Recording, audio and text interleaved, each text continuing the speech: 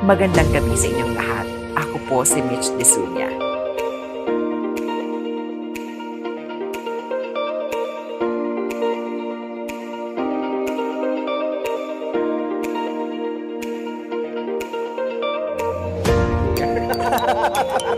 Pero sila yung salita ng salita. So kasi na-enjoy ko talaga yung food.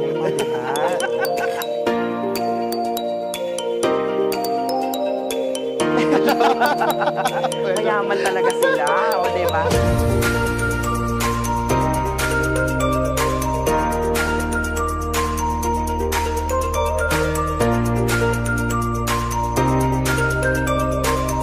Eto na, rumarampa na yung mga creations ko sa stage and the whole world is watching. Yung paglabas ko, grabe, ito pala yun. Nasilaw ako sa dami ng ilaw, sa dami ng flash ng camera. Sorry.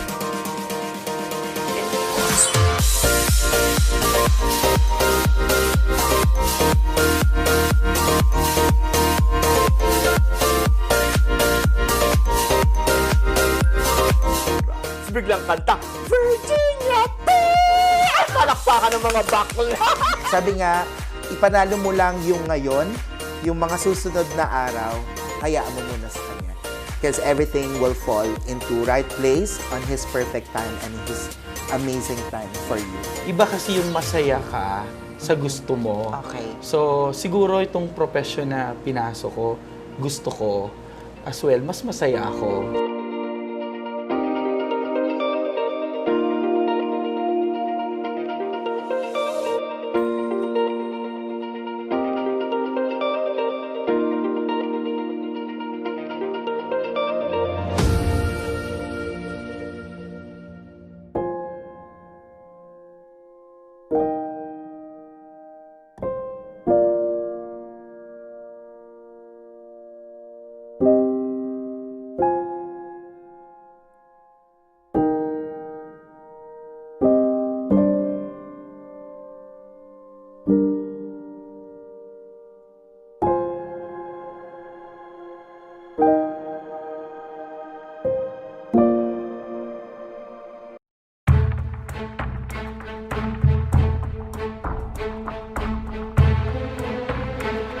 Being the top critic of President Rodrigo Duterte, Senator Leila De Lima never regrets fighting for human rights and social justice, even at the steep price of being vilified and unjustly detained.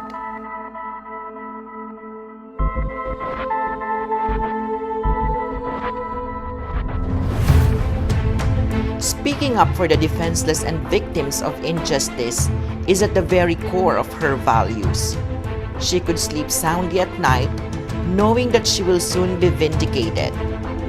According to her, it is her persecutors who should regret what they have done.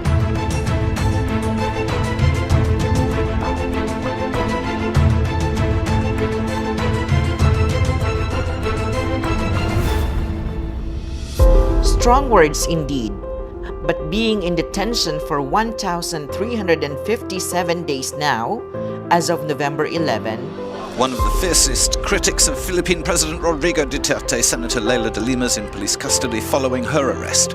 She was accused of drugs offences just weeks after opening an investigation into alleged extrajudicial killings sanctioned by Duterte in August last year. for her has been a life in solitude.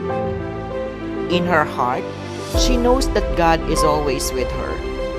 Her love for family and the Filipino people empowers her on her road to freedom. Inosente po ako.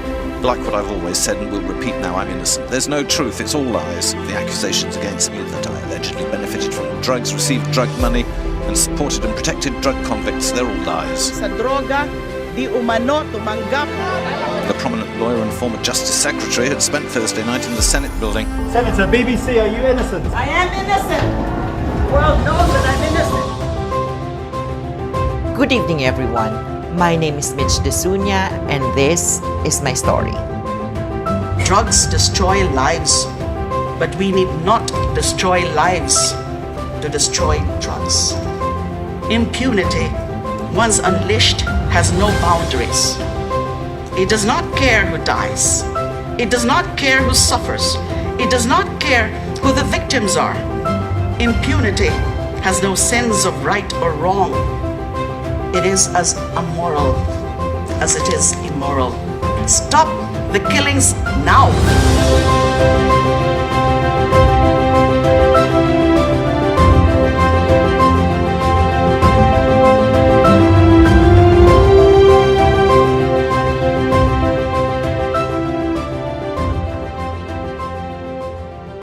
Paano mo i-describe si Senator Leila De Lima sa tatlong paraan? Bilang isang kapatid, bilang isang mother ng kanyang mga anak, and bilang public servant or bilang senadora. Si Leila po ay isang napakabait na kapatid. Sa aming magkakapatid, siya po yung achiever talaga.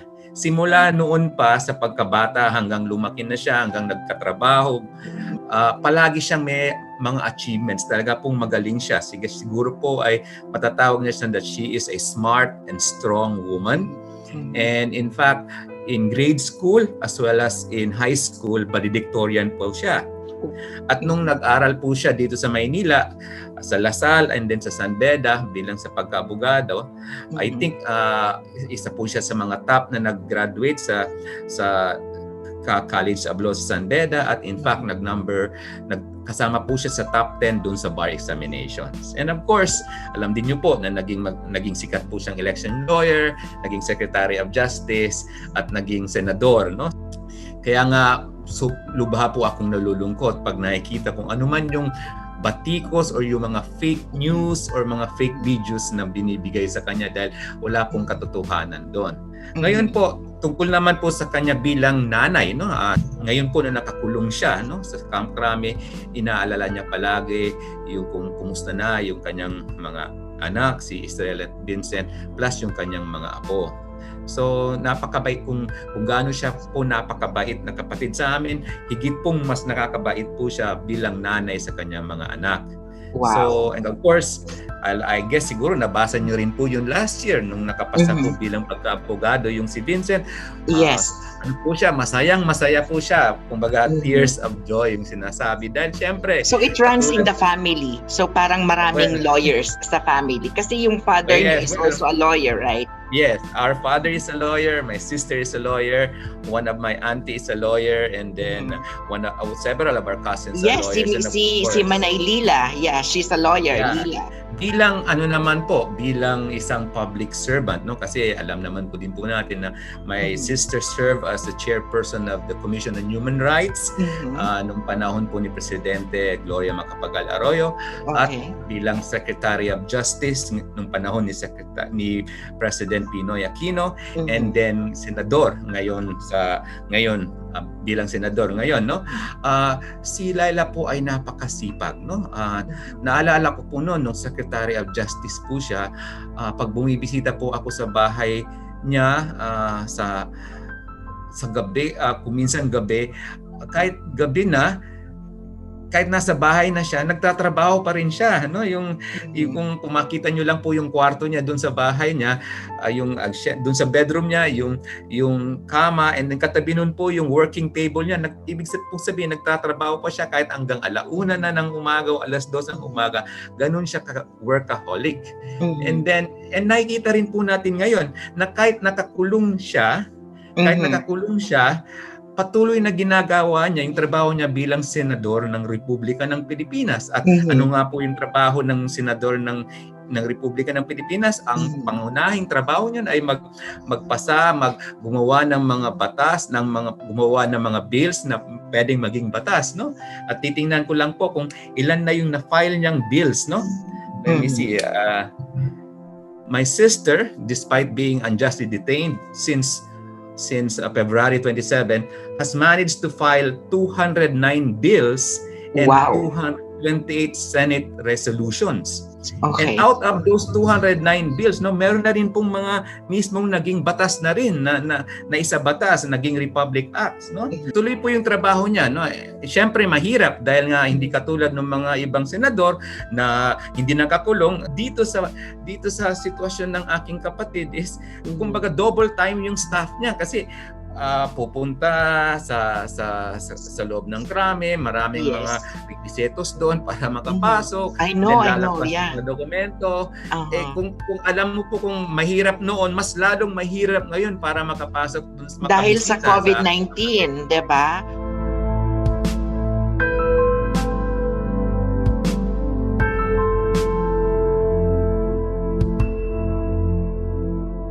Mother is the name for God in the lips and hearts of little children, is a quote that came to her mind.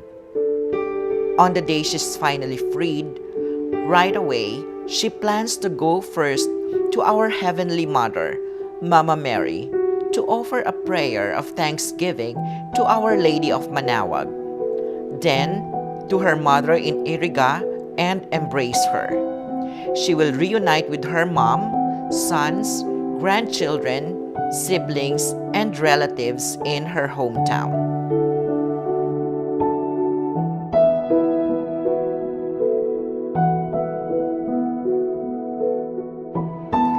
Minsan napapaisip tayo. Kagaya nyo, kagaya ko. Minsan tinatanong ko sa aking sarili, bakit ako nandito? Bakit ko ginagawa ito? Bakit mas pinili ko ang landas na ito?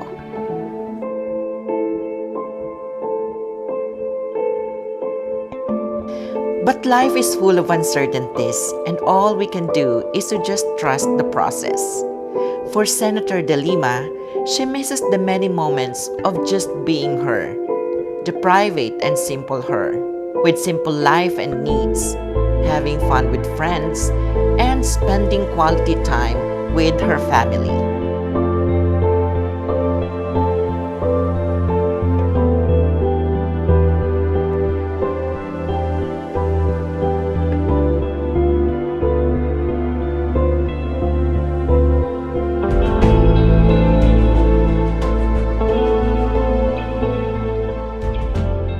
Gaano kasakit para sa isang kapatid na makita yung kapatid mo na nakakulong sa isang kasalanang pinaniniwalaang gawa-gawa lamang? Well, sa totoo lang po niya, napakasakit po, no? Meaning it hurts a lot for us to hear a lot of attacks against her, no? Most of the attacks, if not all of the attacks, are based on lies and fake news. At ang napakalungkot nun, pinakulong siya, at yung pagdinig sa kanyang kaso ay parang bang ang bagal. Mayroon tayong kasabihan na justice delayed is justice denied. And then one of the ways na di-delay yung kaso is since nag-umpisa to nung February 2017, I think more than 6 judges have already have either excused themselves from the case or have retired already. So, umahaba yung usapin. At nakikita rin po natin dun sa mga hearings na yung wala silang mapakakitang mga ebidensyang totoong ebidensya. Yung mga example nga po niyan is meron din nga po silang yung prosecution, meron din nga pong witness na nagsasabi na yung katulad ni General Magalong na mayor ngayon ng Baguio, na nung tinanong siya, na nung head ba siya ng CIDG, si Secretary Leila De Lima ba ay kasama sa mga iniimbestiga nila na involved sa drugs? Hindi. So, yung wala po talang katotohanan, ito yung napakasakit po sa aming pamilya dahil isipin mo na lang, si Leila bilang public servant, ginawa niya yung trabaho niya. Isa siyang tapat na Secretary of Justice, tapat na Chairperson of Human Rights, ginawa niya yung trabaho niya.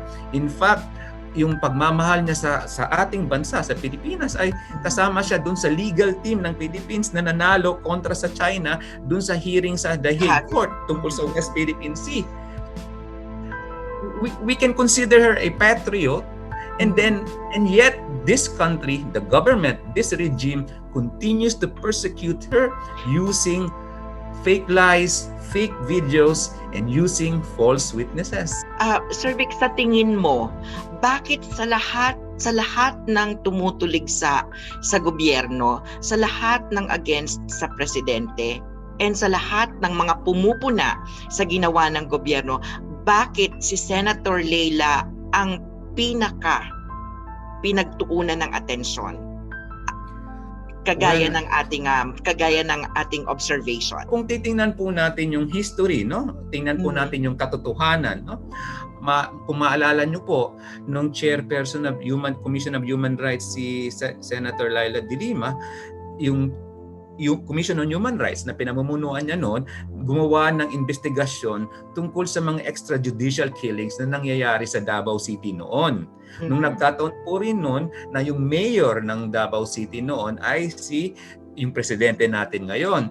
At base po dun sa investigasyon na ginawa ng Commission on Human Rights, kasi po pag nag-imbestiga yung Commission on Human Rights, pag nag-imbestiga po yung aking kapatid, talaga pong seryoso sila sa pag-imbestiga. So nagkataon po na siguro po nasaktan yung damdamin ng mayor ng Davao City noon kung bakit iniimbestiga yung Davao City at bakit may isang babae na katulad ni Senator Leila De Lima na mukhang matapang at palaban. Hindi takot palaban at hindi takot sa kanya. So maaring sabihin natin na siguro yung pagkamacho nung namumuno doon ay naapektuhan. So siguro hindi niya nakalimutan yon. In fact, I think in one of those during the 2016 election campaign, when this president won, one of the first statements he said is, papakain ko kay Leila De Lima yung CD nung video kung saan merong hearing doon sa Davao City. So ganun po siya kagalit. Recently, AMLC and PIDEA officials testified in court that there is no possible link that connects her to the beloved drug trade. And yet, she is not being granted bail. This we asked. Do you believe someone so powerful is behind all this? Would you take revenge in due time? And her response: it's on record that no less than the president vowed to have me jailed. I have earned the ire of Duterte ever since I investigated his links to the Davao Death Squad when he was still a mayor, and then for the drug war killings when he came to occupy the highest post in the land. De Lima, you are finished. Duterte has been using his power to persecute and silence his critics. Truth and justice will always prevail. It is only a matter of time when my persecutors will face the consequences of their criminal actions.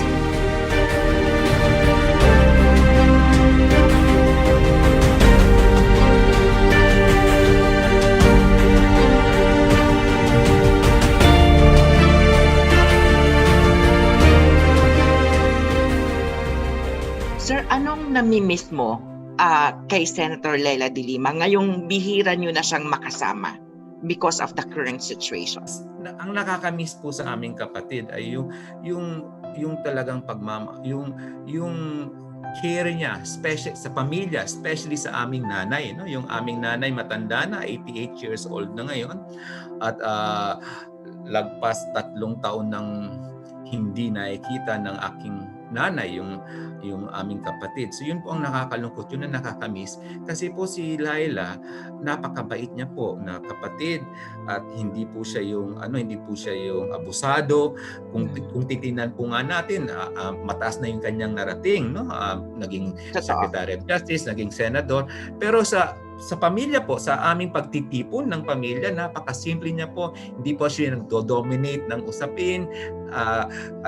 Busy lang po siya sa pagluto. Mahilig po kasi siya magluto. So isa rin po yan sa namimiss namin. Yung iniimbita kami sa bahay niya sa weekend o na Saturday or na Sunday para magsama-sama kaming mga magkakapatid, kasama ang aming nanay, kasama ang aming mga pinsan, para magsalo-salo. Yun po, namimiss namin po yun. The word Saba and the name Junel has at one time trended over social media, and there were memes that circulated around with this context. In a world that is dominated by masculinity and sarcasm, for the tough senator, it does not affect her at all.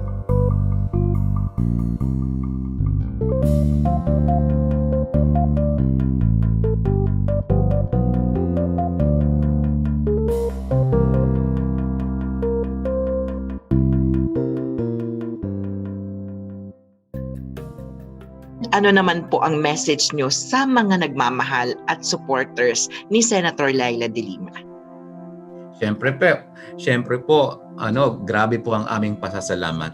Yung buong pamilya po namin, kami po ay, at ang amin pong, ako at ang amin pong pamilya ay taos-pusong nagpapasalamat sa inyong patuloy na pagtitiwala at pagsuporta sa aming kapatid na si Leila.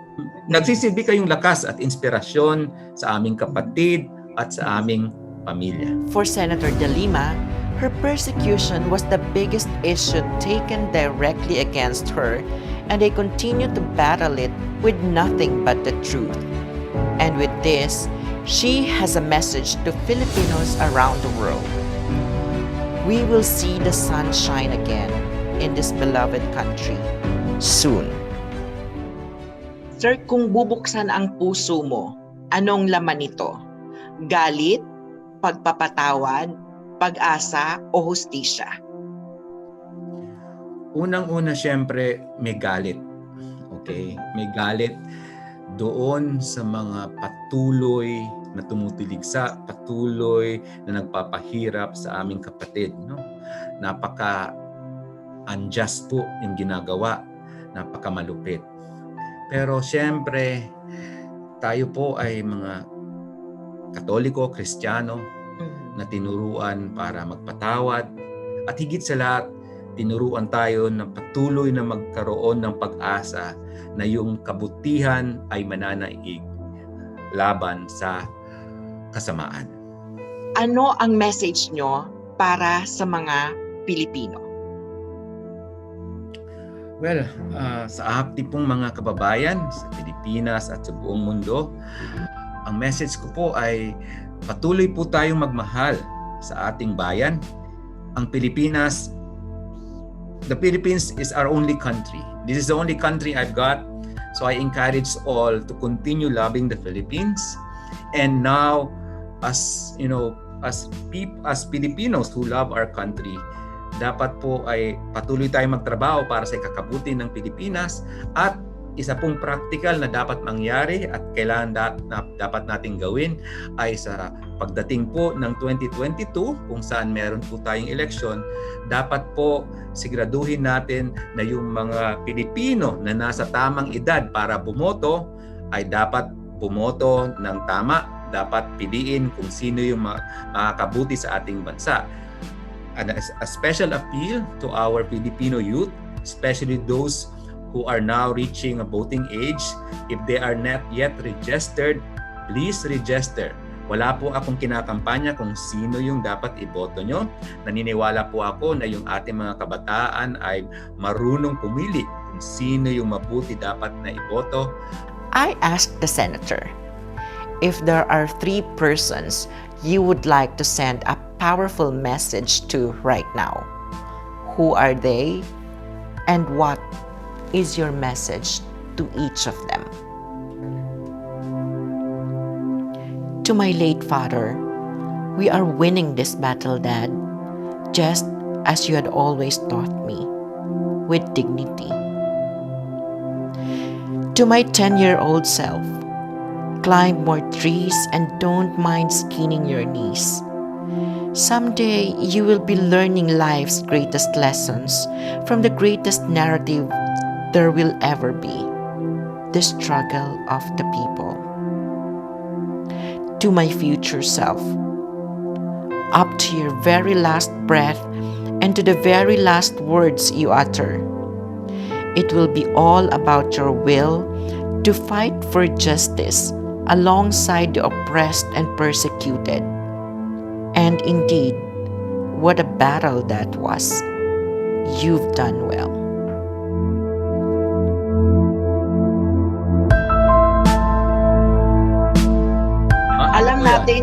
Alam natin na matapang si Senator Leila De Lima. Paki-rate mo nga siya from 1 to 10.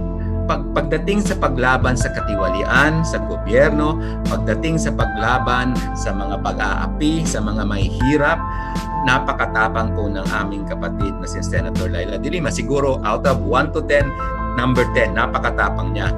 Pero pagdating naman po sa personal na buhay, sa aming mga magkakapatid, napakabait po nun. Kumbaga, pagdating sa tapang, less than 5. Pero po, pagdating sa public service, pagdating sa pagtuligsa sa katiwalian, pagdating sa pagtuligsa dun sa pang-aapi ng mga mahihirap, napakatapang po ng aming kapatid na si Senator Leila De Lima. So, ang sinasabi nyo na matapang si Senator Leila De Lima, pero ang tapang niya ay nasa lugar. Tamang-tama po yun. Opo. Tama po yung sasabihin. Nasa lugar po yun. For her, there are no great leaders. They are great because they have great people with them. Quoting Sun Tzu's Art of War, treat your men as your own beloved sons, and they will follow you into the deepest valley.